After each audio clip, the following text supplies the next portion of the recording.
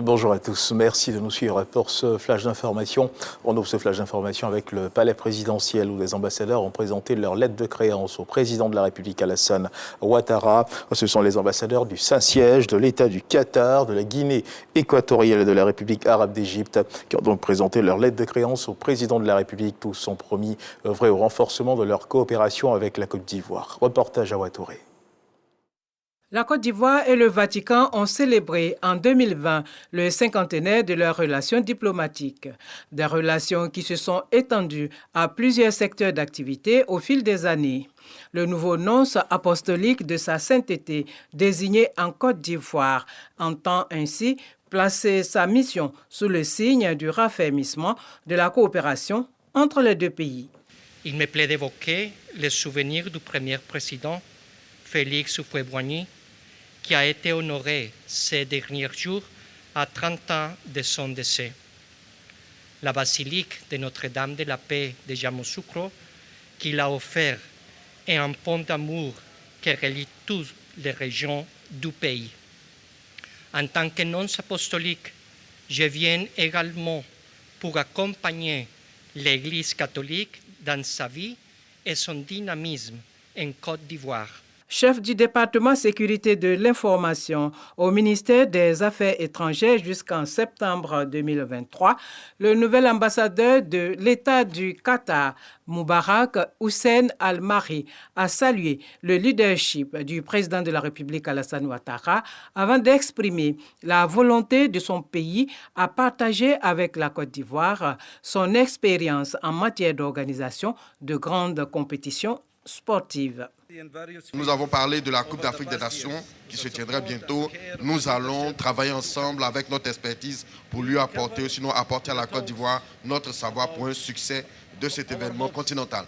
Le nouveau chef de la mission diplomatique équato-guinéenne en Côte d'Ivoire s'est pour sa part félicité de l'excellence des relations de coopération entre la Côte d'Ivoire et la Guinée équatoriale. Notre relation, ça date de longtemps. Et nous considérons l'amitié que nos deux chefs d'État et nos pays ont. On va faire nos mieux pour que les relations soient plus de ce qu'il y en a aujourd'hui. Et ça testifie ma présence ici. Et je suis venu pour ça. L'ambassadeur de la République arabe d'Égypte a d'abord transmis au président Alassane Ouattara un message d'amitié et de fraternité du président Al-Sisi. Le diplomate égyptien a par la suite promis œuvrer à la consolidation des relations de coopération entre la Côte d'Ivoire et l'Égypte.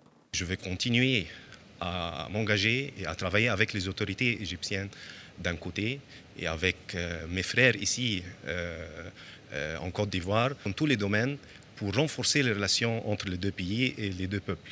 Je vous souhaite une bonne organisation de la Coupe d'Afrique de la Nation et aussi bonne chance pour l'équipe de Côte d'Ivoire et ainsi pour l'équipe des Pharaons. Au thème de cette cérémonie de présentation de lettres de créance, les 4 ambassadeurs se sont prêtés au cérémonial des honneurs militaires rendus par des éléments de la garde républicaine. Et puis le Premier ministre Robert Begré-Mambé a procédé à l'inauguration du tribunal de première instance du centre d'observation des mineurs de Bingerville. Les infrastructures judiciaires financées entièrement par le C2D sont désormais disponibles et fonctionnelles.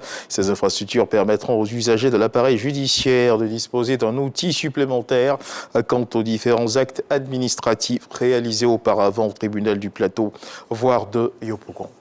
Toujours dans l'actualité nationale, sachez que la chaire de l'Organisation des Nations Unies pour l'éducation, la science et la culture, UNESCO, eau, femmes et pouvoir de décision, est une structure de référence internationale qui œuvre à la création d'un environnement favorable à la promotion du genre. C'est dans ce cadre qu'elle a organisé une cérémonie de graduation de la 6e promotion de 71 auditeurs devenus des experts en ingénierie du genre où ils ont reçu des parchemins de fin de formation après 9 mois donc de formation. Une cérémonie qui s'est déroulée en présence de la marraine Candia Camara, présidente du Sénat. Dans l'actualité internationale du côté de la République démocratique du Congo, à quelques jours de l'élection présidentielle, la question des cartes d'électeurs défectueuses inquiète les électeurs et les observateurs électoraux. La qualité de ces cartes, selon certains observateurs, laisse à désirer. Imprimées à l'encre thermique, elles deviennent rapidement illisibles, selon donc leurs observations. Ces cartes d'électeurs jugées défectueuses incitent déjà certains candidats à utiliser des mots forts pour saper déjà la crédibilité de cette élection. Et toujours dans l'actualité internationale du côté des États-Unis, le Congrès américain a approuvé hier mercredi l'ouverture formelle d'une enquête en destitution de Joe Biden, le président américain. Enquête motivée par les affaires controversées du vice du président à l'étranger, mais jugée complètement infondée par les démocrates.